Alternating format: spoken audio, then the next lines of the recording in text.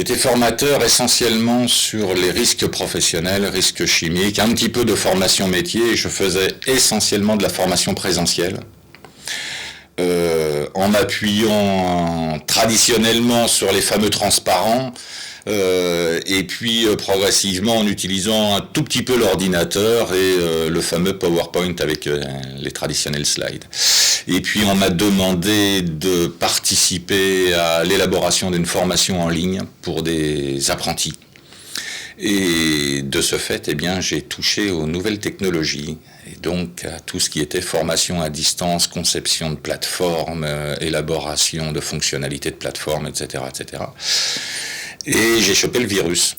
Et puis j'ai vu une formation, un diplôme universitaire CAFEL, qui était mis en place par le Préau de la Chambre de commerce et d'industrie de Paris et l'Université Paris X. Et je me suis inscrit à cette formation et je me suis dit à 45 ans, pourquoi pas. Et donc j'ai fait ce diplôme universitaire. Ce qui était intéressant, c'était d'aborder à la fois l'aspect économique aussi, l'aspect pédagogique, la conception de projet, la gestion de projet. Donc de partir en gros de rien pour arriver à quelque chose de complet. Moi j'ai beaucoup aimé cette formation. En plus c'était une formation à distance pour une grosse partie, avec peu de rendez-vous présentiels.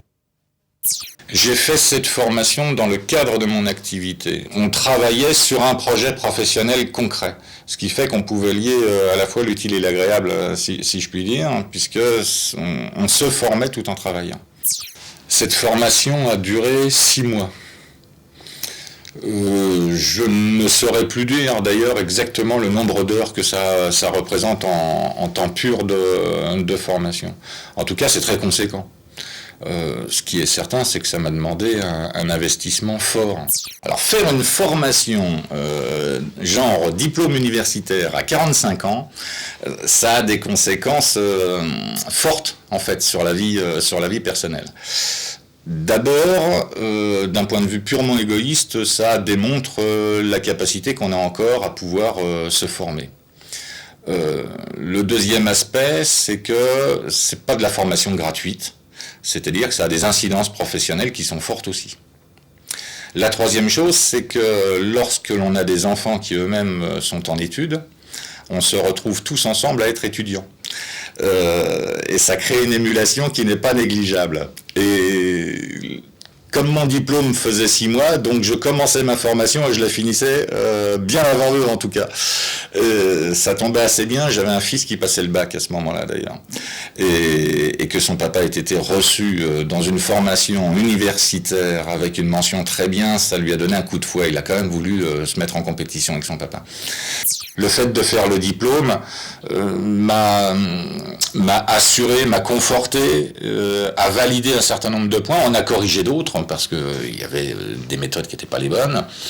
Donc ça m'a structuré dans le travail, mais ça m'a aussi reconnu dans l'expertise que je pouvais avoir sur ce genre de méthode. Et donc en interne, oui évidemment ça m'a positionné, mais aussi en externe, quoi. Lorsque l'on s'adresse à des entreprises et qu'on leur propose ce genre de choses, et qu'on commence à avoir des débats sur les méthodes à employer, évidemment que ça crédibilise le discours.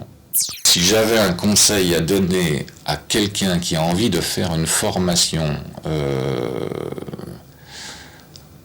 à 45 ans, oui, je dirais il faut avoir envie. D'abord, il faut avoir envie. Il faut pas seulement avoir envie de la formation, il faut avoir envie de ce qu'on a envie de faire après cette formation. Et donc après, on se donne les moyens pour pouvoir obtenir ces envies. Donc la formation, elle est... oui, on n'a rien à perdre dans cette formation. On a toujours tout à gagner.